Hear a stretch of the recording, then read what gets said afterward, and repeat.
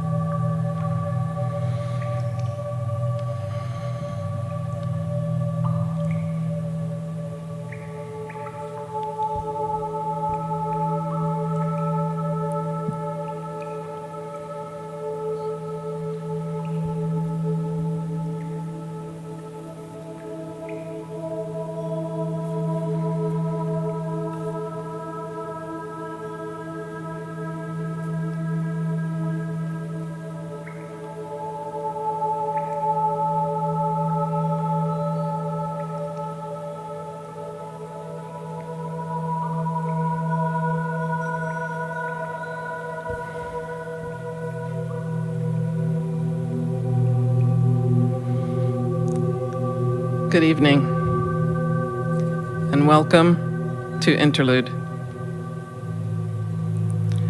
I know that with everything that has happened today,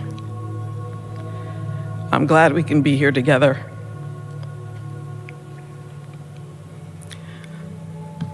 Let's take some deep breaths.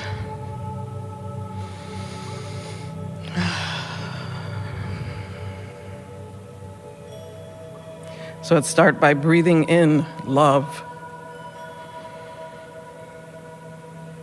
and breathing out peace.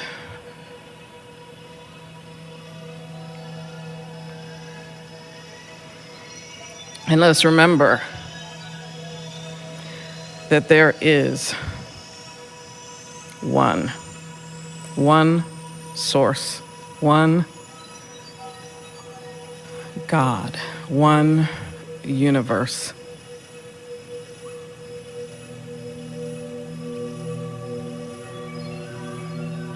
We are one.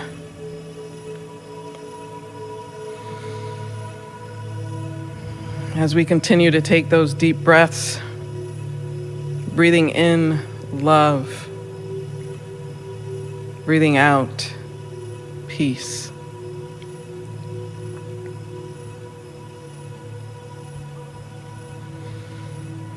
We travel down to our heart space.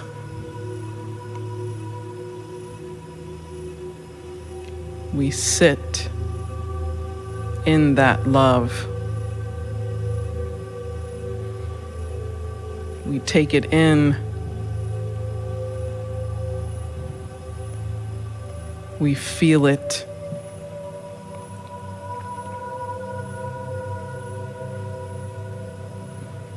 We embrace ourselves with it, in it, through it.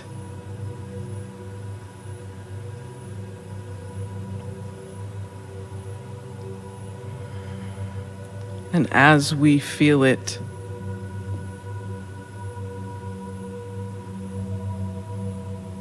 we allow it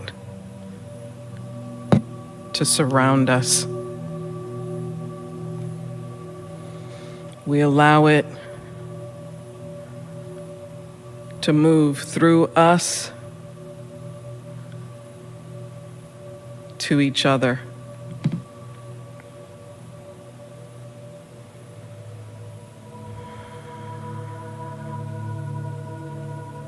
To each other, those of us who are together in one space, as well as together virtually.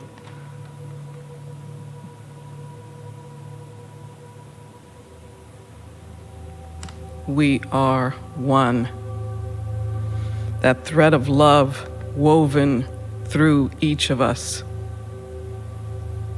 touching every one of us and every one that we encounter, every one that we see. both with our physical eyes and with that inner divine eye.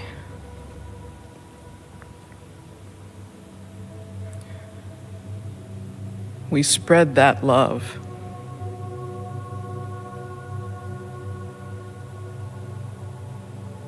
To our community.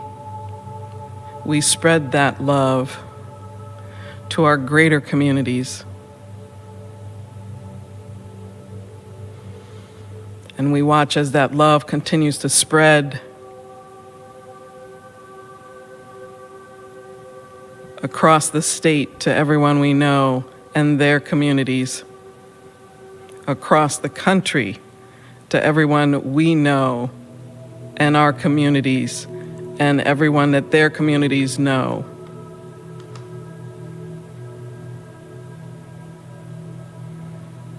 And we hold that special space of love around our nation's capital.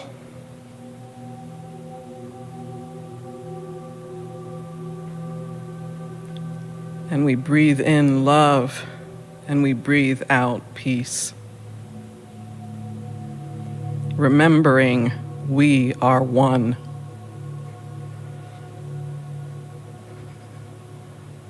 And we breathe in love, and we breathe out peace. Remembering we are one.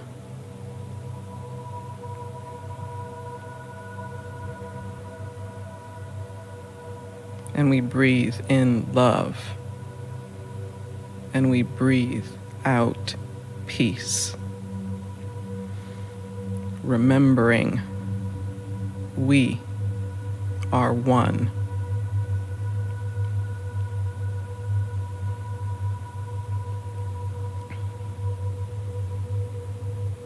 And from there, the love continues to spread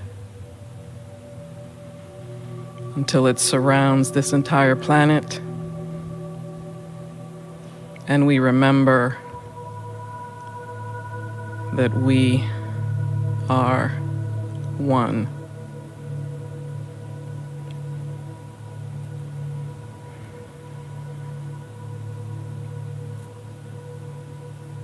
And it is in that love, in that space of peace, in that space of oneness,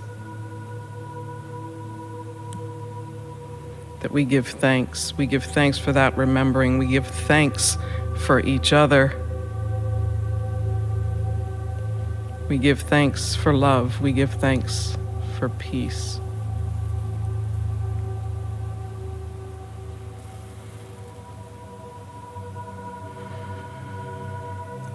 We breathe in love, and we breathe out peace. And we remember that we are one. And so it is.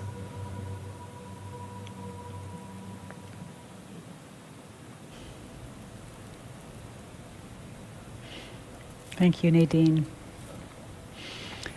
Good evening and Happy New Year. My name is Reverend Nina Clark, and I'm the Associate Minister here at Unity in Lynnwood. Welcome to Interlude, our midweek service where you can take a midweek breath and recenter in the truth of who you are. We decided to change the content of our service this evening to speak to tonight's events in our nation's capital. Standing in the world of form, and depending on what your news source is, in general, and in a nutshell, the news media tells us that a group of protesters descended on the Capitol in Washington, D.C. to exercise their First Amendment rights.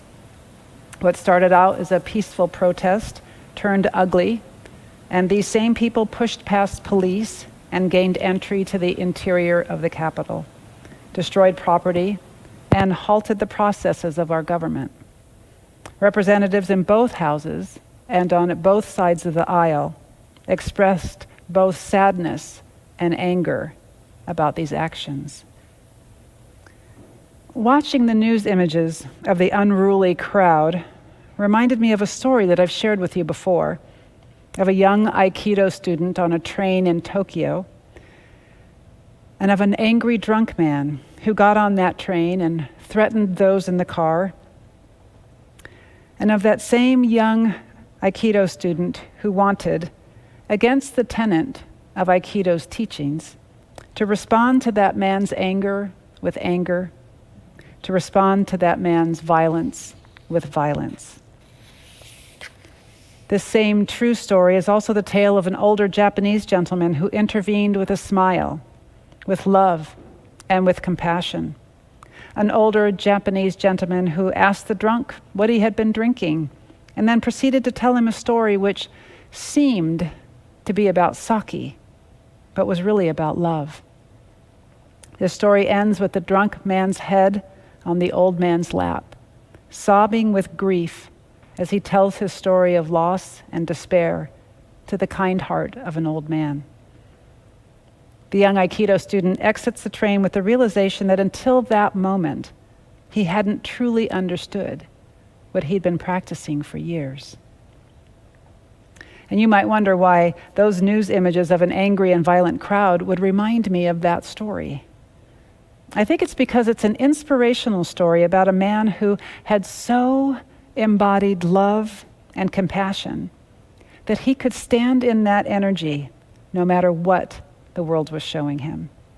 His heart and his sight was so grounded in love that it was palpable, and it dissolved the anger of that drunk man and revealed the anguish that was underneath. And then that love went to work on that.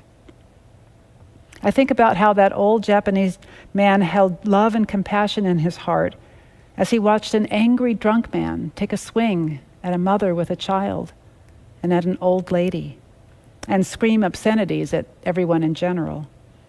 And I wonder, are we living our teachings if we stand in a place of hate and anger as we watch angry people rip historic pictures off of walls, break windows, shred old scrolls, scream words of hate? Or do we find our way to a consciousness of love and wisdom where another solution might rise up within us? Do we find our way to stand in the principle that we teach? Certainly, we do not condone the bad behavior. But what happens when we meet it with hate and anger? We've been doing that for a long time. And how's it working for us?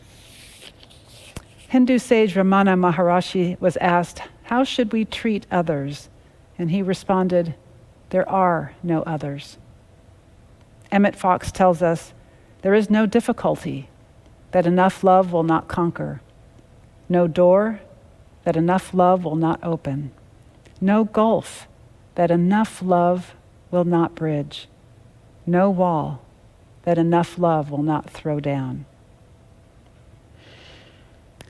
I believe that our teachings only have value if we live them, and that it's easier to think we're living them when times are easy. I think it's easier to think we're living them when we like or agree with the people who are around us. As students of Unity or New Thought, we believe that there is only one life, one power, one presence, one love, one mind, one wisdom, one intelligence, one. And because there is only one, we are made of it, because there is nothing else for us to be made out of. And we believe that our thoughts have creative power, and that prayer is a way that we put that creative power into action. And all of that means nothing. It means nothing if we don't live it into being. And does that mean it's easy? Heck no. Right now, many of us may be feeling less than optimistic. We might be feeling fearful, discouraged, judgmental. Go ahead and feel those feelings, and then consider engaging our teachings of finding center, leaning into that wisdom that will guide us to a higher answer, a new response. I know that I've shared this quote before, but again, one of my favorite wizards, Gandalf the Grey, had this to say in response to Frodo when he lamented, "I wish it need not have happened in my time." "So do I," said Gandalf, "and so do all who live to see such times. But that is not for them to decide. All we have to decide is what to do with the time that is given us." And so it falls to us now, in these times, to decide what to do with the time that is given us. It falls to us in these times to determine what our choices will be. I believe that you and I chose to be here during these times. And we chose to not only be here, but we chose to be here and be students of new thought and unity. And I love that. And I love you. Let us take these times, which seem dark and dangerous, not for greater despair, but for greater determination, for greater courage, for greater love, for greater wisdom. This was posted on Unity Worldwide Ministries today in response to what is happening in our nation's capital. In this moment of civil unrest, we call ourselves to God consciousness. We speak the word for harmony. We speak the word for order. We recognize no person, situation, or force greater than the power of God, the source of our ability to lead from a place of peace with strength, wisdom, and courage right now. Yes, let us stand together in the power of the truth of oneness, the truth of unity, the truth of that God-inspired wisdom, which is interwoven with unconditional love, and that resides within each one of us. Let us call that forth into expression. Author Dan Millman writes, "The secret of change is to focus all of your energy not on fighting the old, but on building the new."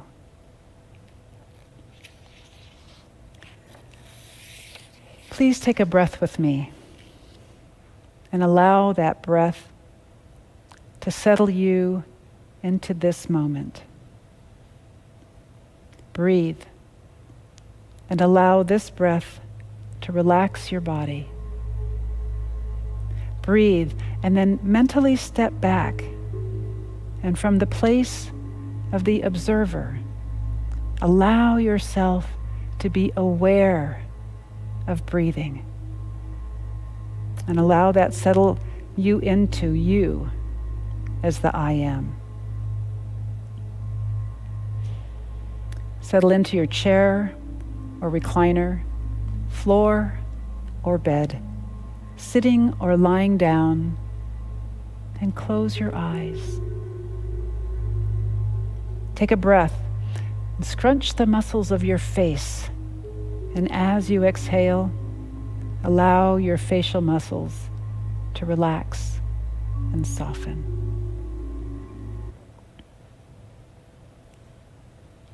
Breathe in and raise your shoulders up towards your ears. And then as you exhale, allow your shoulders to relax and soften.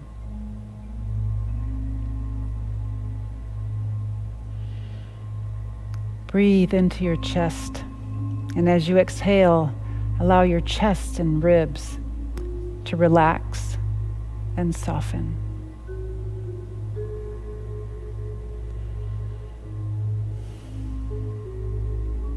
Breathe into your abdomen, and as you exhale, allow your abdomen to relax and soften.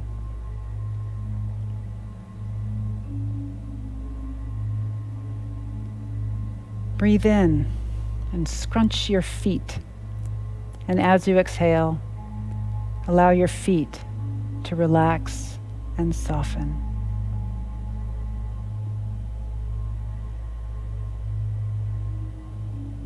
And then bring your attention back to your breath. And by doing so, Allow yourself to come into this present moment.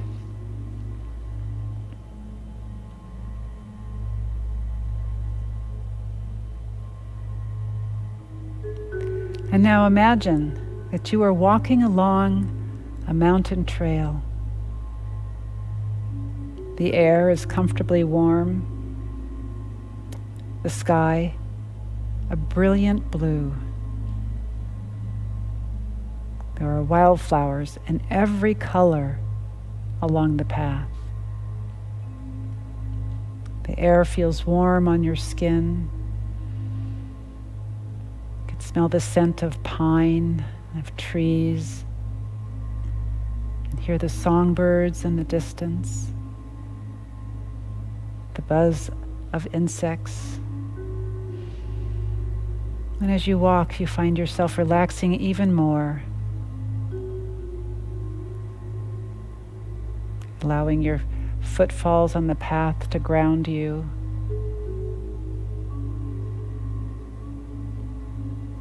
Allowing the fresh air to relax you even more.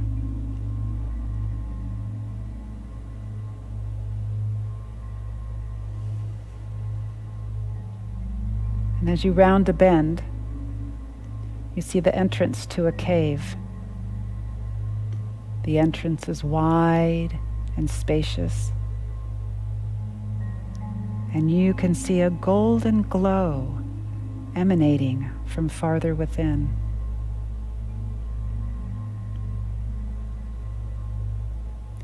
You enter the cave to see that it is no ordinary cave. The walls themselves are glowing with a golden light, illuminated from within the stone itself.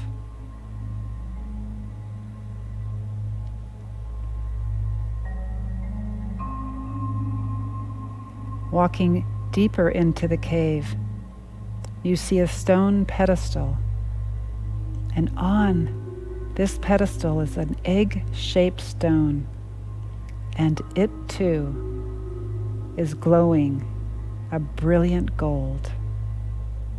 It's so bright that you almost have to squint to look at it.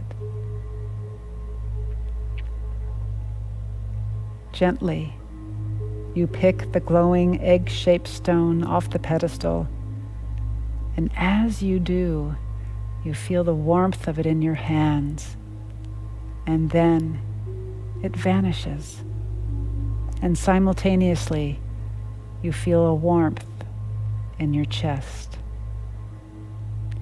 Feel into that warmth.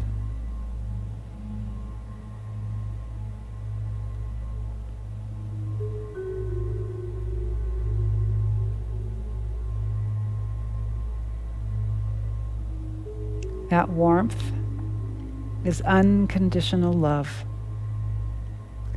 Feel the peace of it as it spreads throughout your chest, into your arms, down your legs, up into your head, until you feel that you are a glowing orb of golden light.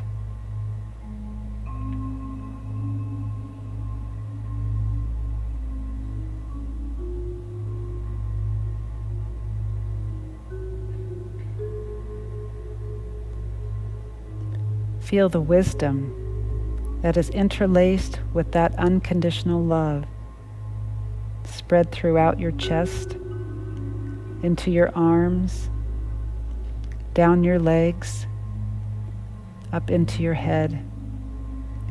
You are radiant with light now.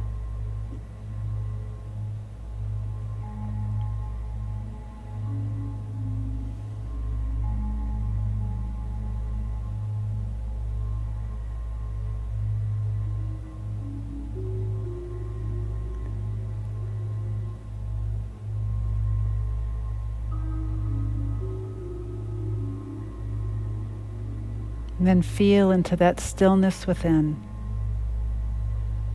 That stillness that is deep at the center of that peace that is radiated all throughout you. Find comfort there.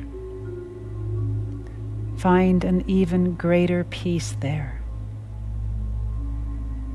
And let the wisdom and the guidance that is there, resting there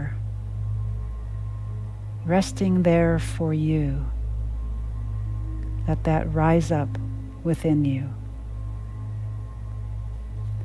You know what is yours to do.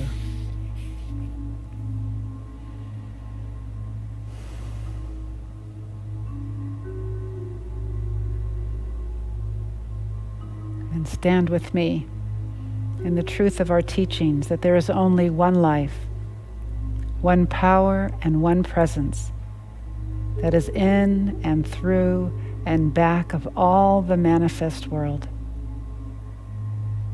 And this life, this presence, this power has individuated as you, because being one, it can be no other way. This one life is your life. This one power sources you. This one presence is who you are.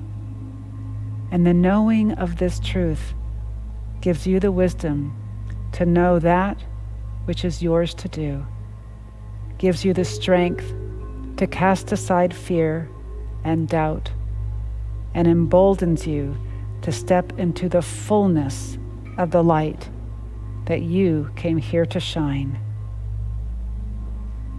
And so it is.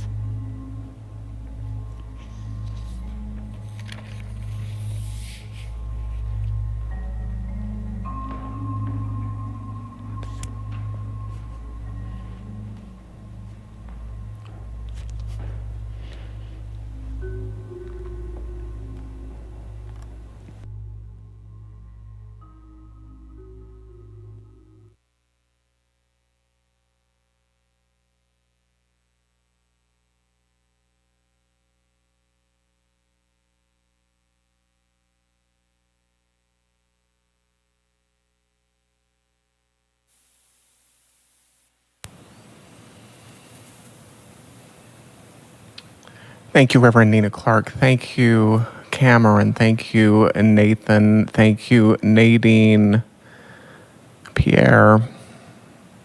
What a privilege to be with you on this first interlude service. Reverend Nina Clark asked if I would be willing to share closing words. I wrote a piece for social media today. I'm happy to share it with you. You know, what do we do? What do we do? How do we respond? How do we be in a high way? I don't always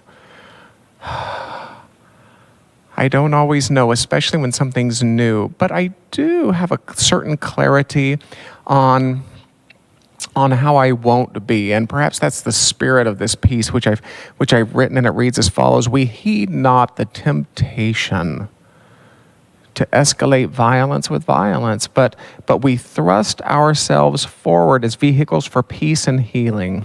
We heed not the temptation to heighten cruel words with more cruel words, but we thrust ourselves forward as vehicles for compassion and for unity. We heed not the temptation to elevate fear with fear, but we thrust ourselves forward as vehicles of faith and possibility, and we heed not the temptation to counter injustice with more injustice, but we thrust ourselves forward as vehicles for equity and right action again and again and again. We heed not the temptation to meet the ways of the world with the ways of the world, but we thrust ourselves forward as vehicles for all that we consider God to be. So, yet again, what do? Our work continues.